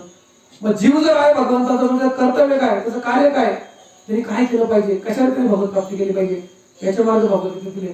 नंतर प्रकृती काय बांधणार, ही जी प्रकृती आपण बघतोय, जी आपल्याला दिसते न दिसते, कारण प्रकृतीतल्या सगळ्या गोष्टी आपण दिसत नाही. म्हणून ही प्रकृती जी आहे ती चल अचल, दृश्य अदृश्य, या सगळ्या प्रकृतीची, या सगळ्या सृष्टीची माहिती भगवद्गीतेमध्ये. नंतर आहे काळ, शाश्वत काळ, की ज्या काळाच्या अधीन प्रकृती आणि जीव कर्म करतो, तो काळ दिलाय. आणि शेवटी जे आहे ते कर्म, कोणत्या प्रकारचे कर्म करून व्यक्ती जे आहे ते भगवत प्राप्ती करू शकतो, आणि कोणत्या प्रकारचे कर्म करून व्यक्ती जो आहे तो स्वतःला या भौतिक जगात आटकून देतो. या 5 विषयांची चर्चा भगवद्गीतेमध्ये केली. आणि म्हणून जर भगवद्गीतेचा अभ्यास जर करायचा म्हटलं तर या 5 विषयांची आपल्याला जाणीव पाहिजे, माहिती पाहिजे. आणि म्हणून एक आचार्य सांगताय की ज्याप्रमाणे एखाद्या व्यक्तीला सोनं घ्यायचंय, तर तो सोनं घ्यायला जर तो सोनाराकडे जातो, ज्वेलरीकडे, ज्वेलर्समध्ये जातो, तर त्याला पूर्वकल्पना असते ना त्याला काय घ्यायचंय नेमकं. तो सोनाराच्या दुकानात जाऊन बेंटेक्स घेऊन येणार नाही, बरं, बेंटेक्स घेतो जाता जाईल ना 10 रुपयाला, बरं. तो सोनाराच्या दुकानात जाऊन बेंटेक्स नाही घेऊन येणार, भले दिसायला पिवळे, चांगली पॉलिश आहे, सगळ्या गोष्टी, म्हणजे त्याला पूर्वकल्पना आहे की तो सोनाराच्या दुकानात गेला का बरं, बरं आहे. त्या प्रकारे ज्यावेळेस आपण भगवद्गीता हातात घेतोय तर आपल्याला माहिती पाहिजे की दिलं काय नाही, मला काय घ्यायचं नेमकं भगवद्गीतेपासून, मला काय शिकायचंय. ज्यावेळेस मार्ग ज्यावेळेस आपल्याकडे असेल ना, मग त्यावेळेस ते उलगडत चालतं, मग तो करतो जो आहे आपला फुलफिल होतो. तर असो, तर अशी भगवद्गीता अनेक भगवत प्राप्तीचे मार्ग देते. आणि सर्वात महत्वाचं, भगवद्गीता जी आहे ती फार मोठं रहस्य आहे. इदं तुते गुह्यतमं प्रवक्ष्यामि अनुसूये, भगवंत म्हणतात इदं तुते गुह्यतमं प्रवक्ष्यामि अनुसूये, की हे अर्जुना, हे भगवद्गीतेचं ज्ञान जे आहे ते सगळ्यांसाठी नाही, ते कुणासाठी? फक्त अनुसूयवे, की जो भगवंतांच्या विषयी ईर्ष्याळू नाही. म्हणून एका ठिकाणी भगवंत काय म्हणताय, हे रहस्य कसं का सांगतोय, भक्तो सीमे सखा केती रहस्यम एतद उत्तमम, की तुला मी रहस्य सांगतोय का बरं? कारण तू माझा भक्त पण आहेस आणि सखा पण आहेस, तू माझ्याविषयी ईर्ष्या नाही करत, म्हणून मी तुला हे ज्ञान सांगतोय. म्हणून क्लिअर लक्षात ठेवा की भगवद्गीता मी सांगितलं सूत्र रूपात आहे, आणि सूत्राचा उलगडा त्यालाच होईल की जो भगवंतांना शरणागत होऊन, जो भगवंतांना प्रार्थना करून ज्यावेळेस तो गुरूंची शरणागती घेईल, एका योग्य मार्गदर्शकाची शरणागती घेईल, आणि मग त्याला जे आहे ते हे ज्ञान जे आहे ते प्राप्त होईल. नाहीतर भगवद्गीता तुम्ही किती पाठ करा, श्लोकावर श्लोक पाठ करा, परिवर्तन कधी येणार नाही. आणि म्हणून भगवद्गीतेमध्ये भगवंत क्लिअर सांगताय की ज्ञान विज्ञान सहितम यज्ञात्व मोक्षसे शुभात, केवळ ज्ञान घेतल्याने काही परिणाम होणार नाही, ज्ञानाने काही परिणाम होणार नाही. ज्ञान विज्ञान सहितम यज्ञात्व मोक्षसे शुभात. ज्ञानाबरोबर विज्ञान पाहिजे. विज्ञान म्हणजे काय? आचरणात आणण्याची पात्रता व्यक्तीमध्ये पाहिजे. आचरणात आणण्याची पात्रता, ज्यावेळेस ते भगवद्गीतेचं ज्ञान जेव्हा तुम्ही आचरणात आणण्याचा प्रयत्न कराल, मग त्याचा इफेक्ट जो आहे तुम्हाला मिळायला सुरुवात होईल. म्हणून बाबा आता ज्ञान विज्ञान यज्ञात्वा, ज्ञान आणि विज्ञान जेव्हा तुम्ही दोन्ही जाणाल, मग मोक्षसे शुभात. मग जे आहे ते मोक्ष अशुभात, मोक्ष भेटेल तुम्हाला, म्हणजे तुम्ही मुक्त व्हाल कशापासून? अशुभात. अशुभ म्हणजे काय? जन्म मृत्यू जरावारी दुःख दोषानुदर्शन, हा जो चक्राला आहे जन्म मृत्यूचा वेळा, जे काही चक्र आहे ते तुम्ही बाहेर पडा, ती खरी मुक्ती, ती खरी भगवत प्राप्ती. आणि ह्या गोष्टी ज्या आहेत ह्या आपल्याला प्राप्त करायच्या. आणि म्हणून ईश्वर जीव प्रकृती कार्य कर्म, तर याच्यामध्ये काय आहे की चार जे आहे ते शाश्वत आपण बदलू शकत नाही, फक्त कर्म जे आहे ते आपल्या हातात आहे. आपण कोणत्या प्रकारचं कर्म करतोय त्याच्यावर आपण ठरवतोय की आपण भगवत प्राप्ती करू, देवतांची प्राप्ती करू, की नरक लोकांची प्राप्ती करू. पण त्या भौतिक जगात जे आहे ते चक्र मारतो. आणि म्हणून फार सुंदर आहे भगवद्गीता. प्रत्येकाने ज्याने मनुष्य शरीर धारण केलंय त्याने तर भगवद्गीता वाचलीच पाहिजे. भगवद्गीतेच्या महात्म्यामध्ये शंकराचार्य फार सुंदर भगवद्गीतेचं गुणगान करता येते की मलिने मोचनम पुंसाम जलस्नानम दिने दिने सकृत गीता स्नान संसार मल मोचनम. ते म्हणताय की ज्याप्रमाणे आपण आंघोळ करतो दररोज, कशाने आंघोळ करतो? पाण्याने. कशासाठी? शरीर स्वच्छ करण्यासाठी. म्हणून ते म्हणताय की त्याचप्रमाणे सकृत गीतामृत स्नान, की गीतेचं स्नान करायचे. का बरं? संसार मलनाशनम, या भौतिक जगामध्ये जो मळ आपल्याला आटून ठेवतो ना, भगवंतांच्या आणि आपल्यामध्ये बघा, नित्य सिद्ध कृष्ण प्रेम साध्य करू नये, श्रवणादी शुद्ध चित्ते करा येऊ दे. प्रत्येकाच्या हृदयामध्ये कृष्ण प्रेम आहे, कृष्ण भक्ती आहे, फक्त आपण ते विसरलोय. का बरं? कारण अज्ञानाचा प्रभाव जो आहे ना, सगळं काम क्रोध लोभ मद मात्सर्य असे छेड विकार, यांचा जो प्रभाव जो आहे तो फार मोठा आहे. आणि म्हणून कृष्ण आपल्या हृदयामध्ये आहे, परमात्मा आहे ना आपल्या हृदयामध्ये, आहे की नाही? प्रत्येकाच्या कधी ऐकलं की नाही परमात्मा हृदयामध्ये आहे म्हणून? आत्मा ऐकला? आत्मा जसा आत्मा आपल्या हृदयामध्ये आहे, म्हणजे आपणच आत्मा आहोत. भगवतीची पहिली शिकवण काय? सांख्य दुसऱ्याच अध्यायात काय बघून सांगताय की आपण शरीर नसून आपण आहोत आत्मा. देहिनोस पिण्यता देह कौमारम यौवनम जरा तथा देहांतर प्राप्ती धीरतम होती, की आत्मा जो आहे तो बदलत नाही, भले शरीर बदलत राहील. वासांशी जरणानी यथावी आहे नवानी जीर्णाती ग्रहण. की ज्याप्रमाणे एखादा देहधारी व्यक्ती आपले कपडे जुने झाल्यानंतर बदलतो, त्याप्रमाणे आत्मा जो आहे तो शरीर बदलतो. आणि म्हणून हा आत्मा जो आहे म्हणजे आपण स्वतः आत्मा. बघा आपण आत्मा कशी, फक्त 2 मिनिट सांगतो का आत्मा कशी आपण, भले आपण स्वतःला शरीर समजू, पण शरीराचं कोणतंच आव्हान आपण म्हणत नाही की मी म्हणून. बरोबर आहे की नाही? आता शरीर जर म्हटलं मी शरीर आहे म्हणून, तर मी म्हणतो की शरीराच्या सगळ्या गोष्टी मी म्हणून. डोकं कोणाचं आहे? कोणाचं आहे डोकं? माझं. हात कोणाचे? माझे. पाय कोणाचे? पोट कोणाचं आहे? मी कुठे? सगळं मला म्हणतो की नाही, शरीराचा कोणताही अवयव तुम्ही घ्या, केसापासून नखापर्यंत तुम्ही कोणताही अवयव घ्या, आपण प्रत्येक गोष्ट म्हणतो माझं, पण मी कुठंच म्हणत नाही.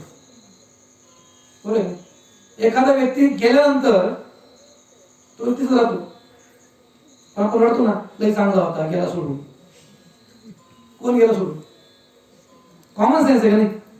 मग जर आपण आत्मा आहोत, मग आत्मा जो आहे यंत्र रूढ आणि माया, हा चालला यंत्र आहे, हे सगळे शरीर आहेत यंत्र आहे, आणि त्याच्यामध्ये आपण आत्मा.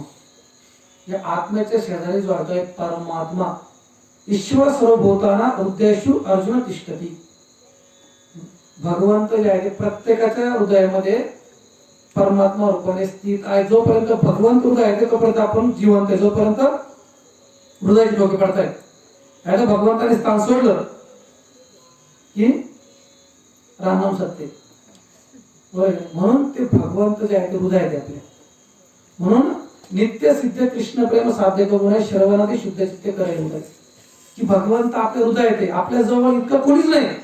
आपले मित्र, आपले नातेवाईक, आपले सगळे सोरे सगळे भले आपले किती जवळ असतील, पण आपल्या मध्ये येणार नाही कोणीच. बरोबर नाही? आपल्या ते जवळ उभे राहतील, परंतु सर्वात आत्म्याच्या सगळ्यात जवळचा व्यक्ती जे आहे ते भगवंत, की जे आपल्याला एनर्जी देतात, जे आपल्याला शक्ती देतात सर्व शरीर हलवायला, सगळे कार्य करायला. परंतु भले आपल्या शेजारी भगवंत आहे, परंतु त्या भगवंतांच्या असण्याच्या ज्ञानापासून आपलं कोण अडवत आहे? हे अज्ञान.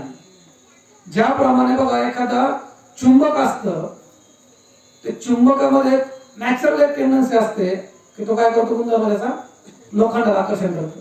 बरोबर आहे. आता एक लोखंड आहे आणि ते चुंबकाकडे ठेवलं, पण चुंबक त्याला आकर्षणच करत नाही. का बरं?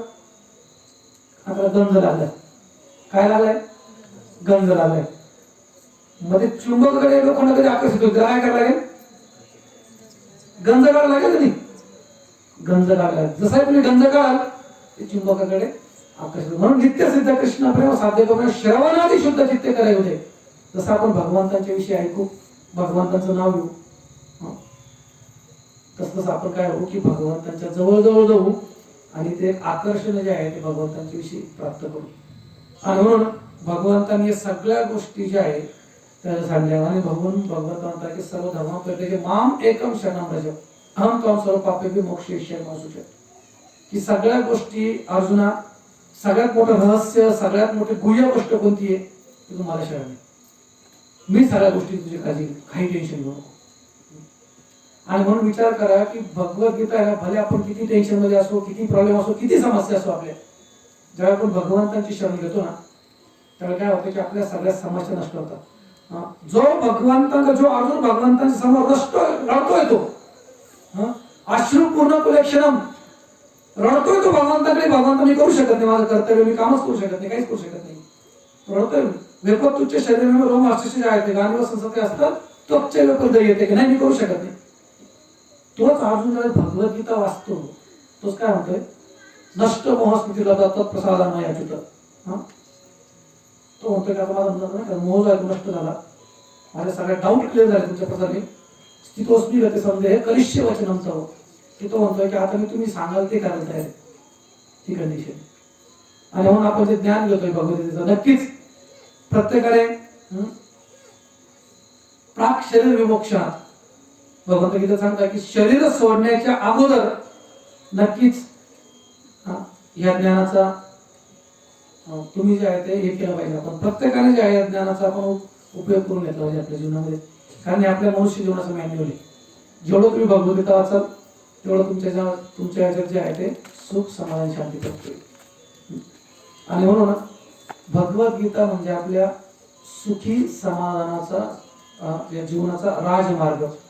आणि त्याच्यावरती एकदा जर व्यक्ती चालायला लागला तर त्याच्या सगळ्या भौतिक, सगळ्या कष्टांपासून, सगळ्या दुःखांपासून, सगळ्या गोष्टींपासून त्याचा आपोआप निवारण होत चालतं. आणि म्हणून ती करुणा करण्यासाठी, ती कृपा करण्यासाठी भगवंतांनी ती भगवद्गीता आपल्याला सांगितली 5200 वर्षापूर्वी. आणि भगवंत माहिती भगवद्गीता सांगण्यासाठी 6.5 अब्ज वर्षानंतर भगवंत येतात.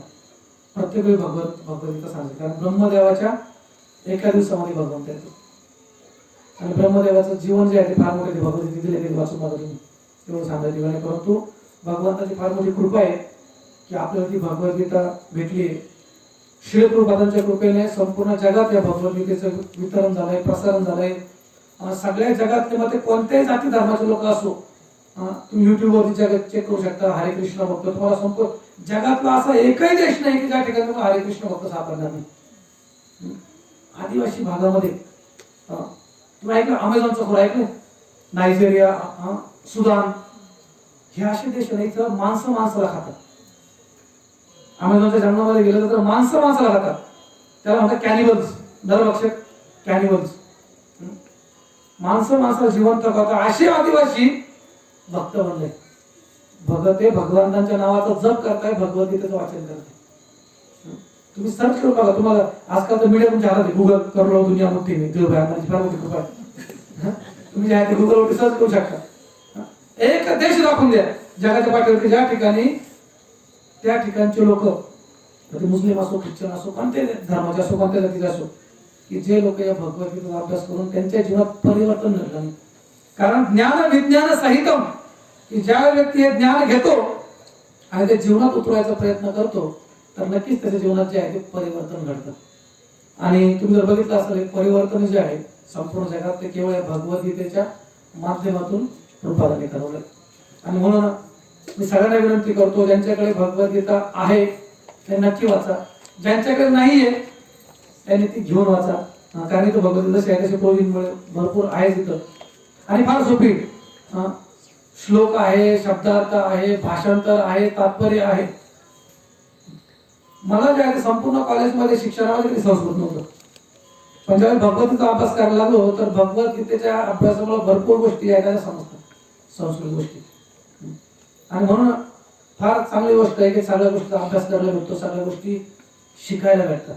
आणि म्हणून आपल्या भारतीयांवरती फार मोठी जबाबदारी, भारत भूमीचे मनुष्य जन्म होईल या जन्म सार्थक तरी करा करून काय की भारतात ज्यांनी जन्म घेतला आहे, ह्या संतांच्या भूमीमध्ये, ज्या भूमीमध्ये भगवंताने अनेक अवतार घेतले, आपलं कर्तव्य काय आहे की जन्म सार्थक करी, स्वतःचा जन्म सार्थक करा भगवत भक्ती करून, आणि इतरांनाही मार्गदर्शन करा त्यांचा जन्म सार्थक करण्यासाठी. हरे कृष्ण कृष्ण कृष्ण हरे हरे, हरे राम राम राम हरे. श्रीमद भगवद गीता जयंती की, श्रील प्रभुपाद की जय. गो प्रेमानंदे हरे हरे कृष्ण. श्रीमान माधव कृष्ण प्रभू की. वेळ असेल तर प्रश्न विचारू शकता किंवा वैयक्तिक विचारू शकता. समोर पाठ उत्तर झालं, त्याला किती वर काढला, किती वर पाच झाला, किती पाच झाला, किती पाच झाला, बरोबर आहे. परंतु संस्कार मानले पाहिजे. संस्कार जे आहे ते फार मानले पाहिजे की अजूनही एवढी थंडी, परत सकाळी पाराला उठायचे लोक, एवढ्या सगळ्या गोष्टी चालू बापरे. म्हणजे विशेष गोष्ट आहे की अजूनही तुमची इच्छा आहे की या सगळ्या गोष्टी बोलाव्यात. असो तर कशाविषयी बोललं पाहिजे सांगा तुम्ही मला. बरोबर, आमच्याकडे काय माहिती का, भरपूर भांडण असतं. आमचा प्रॉब्लेम काय, एकदा चालू केलं की आमची गाडी काही संपत नाही, आमच्या गाडीला स्टॉपच नाही. पहिला गिअर नाही, दुसरा नाही, रिव्हर्स पण नाही, टॉप गिअर. तुम्ही ठरवा कुठं काय विषय घ्यायचा सांगा. कुणाचा काही प्रश्न असेल तर त्यानुसार मी उत्तर देऊ शकतो.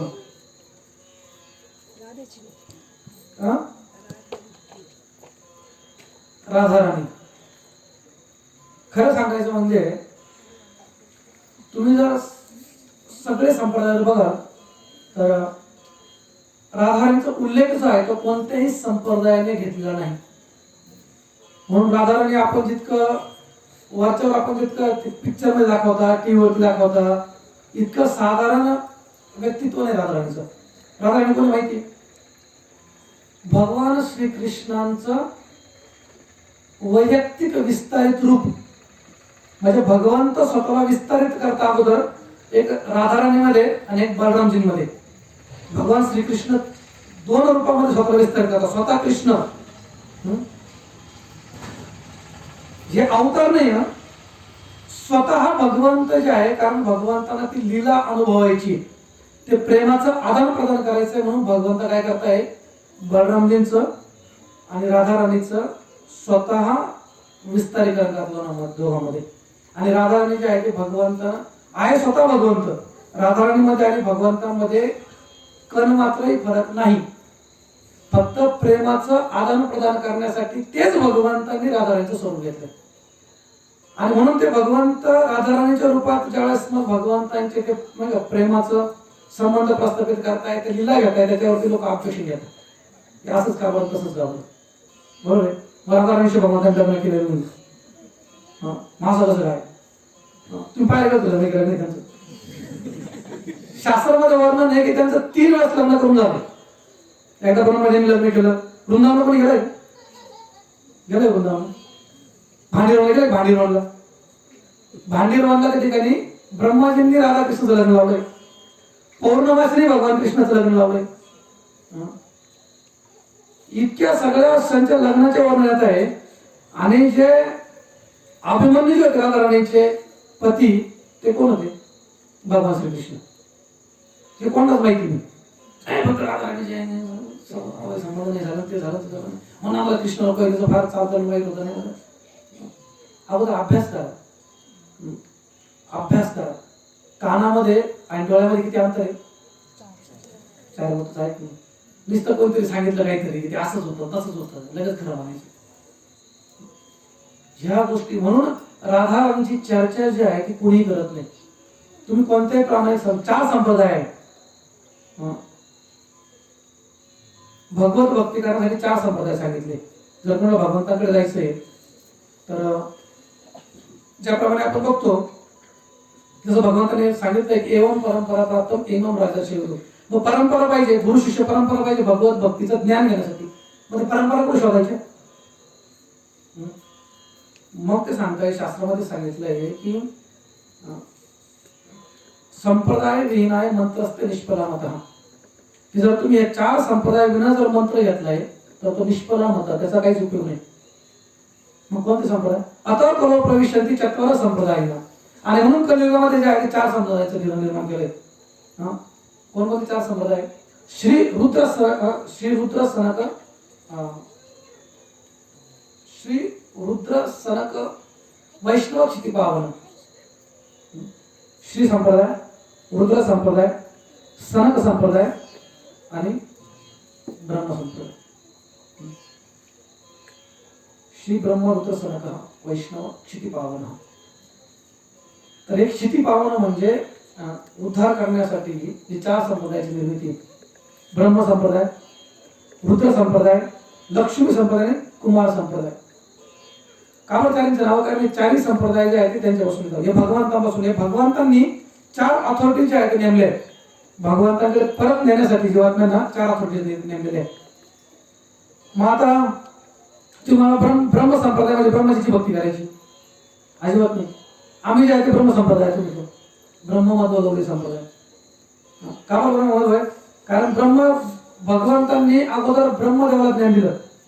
श्रीमद भागवताच्या पहिल्याच स्कंदामध्ये पहिला श्लोक आहे, तेने ब्रह्महृदय आदिकवय मुह्यंती सूर्य. की भगवंतांनी ब्रह्माचं ज्ञान दिलं. मग ते ब्रह्माजींपासून नारद मुनींपासून व्यासदेवांना, आणि व्यासदेवांपासून मग गुरु शिष्य परंपरा. मग ते मध्वाचार्य सर खाली येते. तसेच जे आहे ते रुद्र संप्रदाय. रुद्र संप्रदाय म्हणजे तुम्हाला रुद्र म्हणजे शिवजीची भक्ती करा नाही. शिवजी जे आहे ते भगवंताची भक्ती करा. राम राम राम येते, विष्णू सहस्रनाम म्हणता तुम्ही, मग त्याच्यामध्ये आहे ना, बरोबर आहे का? शिवजी त्यांचा जप करतात. आणि शिव संप्रदाय कोणता आहे? शिव संप्रदायामध्ये सुद्धा भगवंतांची पूजा. श्रीनाथजीला गेला कोणी? वल्लभ संप्रदाय म्हणजे श्री संप्रदाय, आपलं रुद्र संप्रदाय. कोणाची भक्ती करताय? कोण श्रीनाथजी? कोण आहे? गोपालजी, बरोबर. त्याच्यानंतर श्री संप्रदाय मग तुम्ही म्हणता लक्ष्मीजी बसवते. श्री संप्रदाय म्हणजे कोणता? बालाजीला गेले, बालाजीला. श्रीरंगमला गेले, वरदराजजी. रामनाथजी ऐकलंय ना? जगातलं सर्वात मोठं मंदिर, आम्ही गेलो जातो मागच्या वर्षी यात्रेला. 54 एकरचं मंदिर आहे. किती? 54 एकरचं मंदिर आहे. 54 एकर. आणि भगवंत सर्वात मोठी तिकडे. हे जे आहे ना बालाजी, तिरुपती बालाजी, वरदराजजी, कांचीपुरमचे, श्रीरंगमचे भगवंत श्रीनाथजी, ह्या श्री संप्रदाय होतात,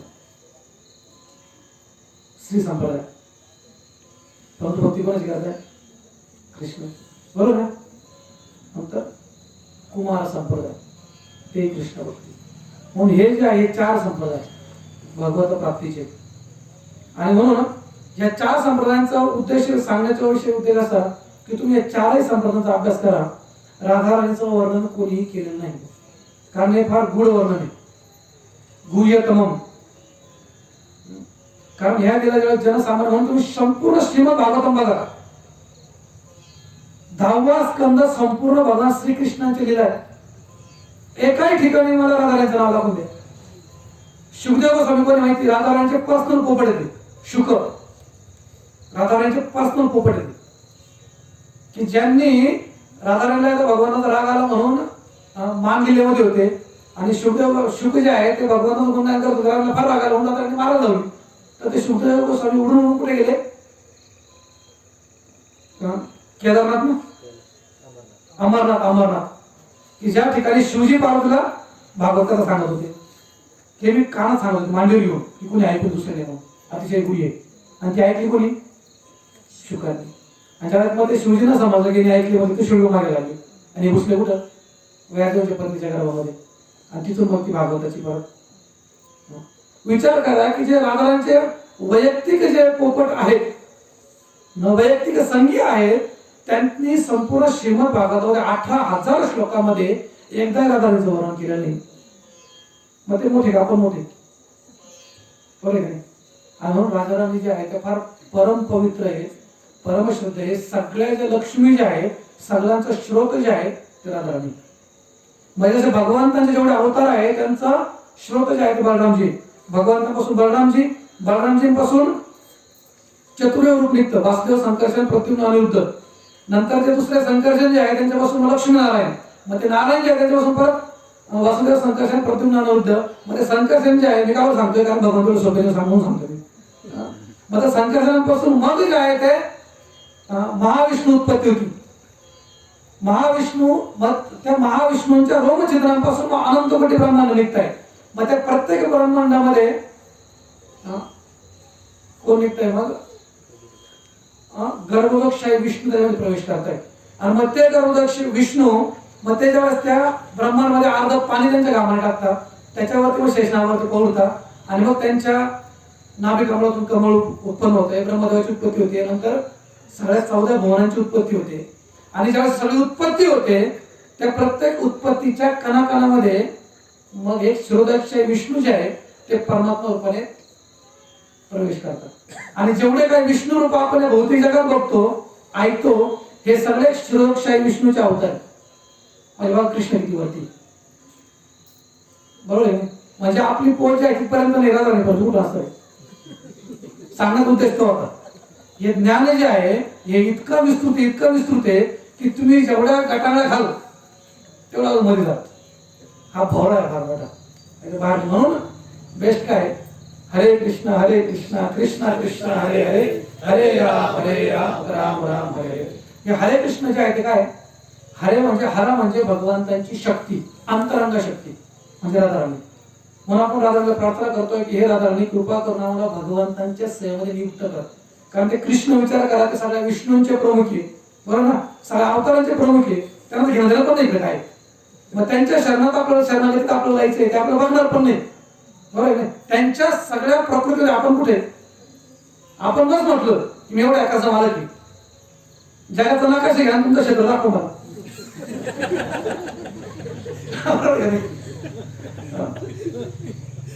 मग ते भगवंत आपल्याला लक्ष देणार का?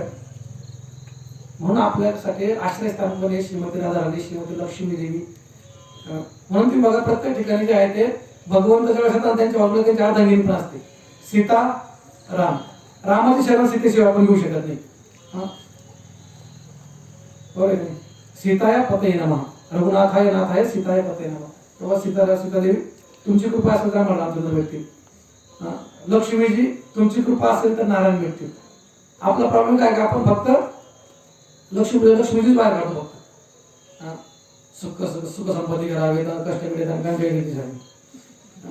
सगळं फक्त लक्ष्मी देवी. आज ज्या ठिकाणी नारायणच नाही तिकडे लक्ष्मी बघेच रे. ज्याला फक्त लक्ष्मी पाहिजे नारायण नाही पाहिजे तो आहे रावण. आणि ज्याला फक्त राम पाहिजे सीता नकोय ती आहे शूर्पणखा. आता तुम्हाला कोण पाहिजे तुम्ही ठरवा. आणि म्हणून आपल्याला जर भगवत भक्ती करायची भगवानाच्या जवळ जायचंय तर अगोदर भगवंतांच्या शक्तीच्या आराधना करायला लागते की भगवान हे हरा हाही हरा देवी कृपा करून आम्हाला तुमच्या आणि भगवंतांच्या सेवेत संलग्न करा. मंत्र जप करणं म्हणजे काय ती विनंती करणं त्यांना कृपा करून आमच्या सारख्या बद्ध जीवाला तुमच्या शरणागतीमध्ये तुमची सेवा द्या. आणि म्हणून तुम्ही जर बघितलं तर कलियुगामध्ये म्हणून मंत्रोच्चारणाला हरिनावाला फार महत्व दिले गेले. श्रीमद भागवतामध्ये 15 शुद्ध गोष्ट आहे कालेर दोष राजन अस्ति एको महान गुण कीर्तना देव कृष्णस्य मुक्त संग परमते. की हे परीक्षित या भौतिक जगामध्ये कलियुगामध्ये सगळे दोष आहे सगळ्या दोषांचा सागर आहे. एकच महान गुण कोणता आहे कीर्तना देव कृष्णस्य. कृष्ण कीर्तन जे आहे तेच एक महान त्याच्याविषयी दुसरं कीर्तन सांग दुसरी काही गोष्ट नाही. श्रीमद भागवतम ज्यावेळेस संपत त्यावेळेस पण शुद्ध गोस्वामी परत शेवटी सांगतात की नाम संकीर्तनम यस्य सर्व पाप प्रणाशम. की नाम संकीर्तनम यस्य सर्व पाप प्रणामी दुःख शमनस तम नमामि हरिं परम. की नाम संकीर्तन वैसे नाम संकीर्तन जे आहे ते सगळ्यात परम सर्व पाप प्रणाशम सगळं पाप जे आहे सगळं प्रणामी दुःख शमनस सगळं दुःखांचा नाश करेल तम नमामि हरिं परम. आणि दुःखांचा नाश करून परत हरिंना जे आहे ते आपली भेट होईल हरीशी. आणि म्हणून संकीर्तन संकीर्तन संकीर्तन तुकाराम म्हणतो नाम संकीर्तन साधना पाहिजे सोपे जळतील पापी जन्मांतरीची. तुम्ही कोणत्याही संप्रदायाचा तुम्ही कोणत्याही याच्यामध्ये सगळं तुम्हाला जे आहे ते फक्त भगवंतांच्या नावाचंच गुणगान करते. कलियुग केवळ नाम आधारा. कलियुगामध्ये आपण नामाशिवाय भगवंताच्या नावाशिवाय उद्धारच करू शकत नाही. हरे नाम हरे नाम हरे नावैव केवलम कलु नास्ते व नास्ते व नास्ते वचिरण्यता. नामाचं इतकं महिमा सांगितलं. म्हणून भगवत प्राप्ती जी आहे ती भगवंतांच्या नावानेच करू शकतो. पण ते नाव घेण्यासाठी सुद्धा भगवंतांच्या शक्तीचीच आराधना करावी लागते. राधाराणी असो सीतादेवी असो लक्ष्मीदेवी असो. हरे कृष्ण. माझ्या 10 मिनिटं झाले असतील. फार फार धन्यवाद. हरे कृष्ण.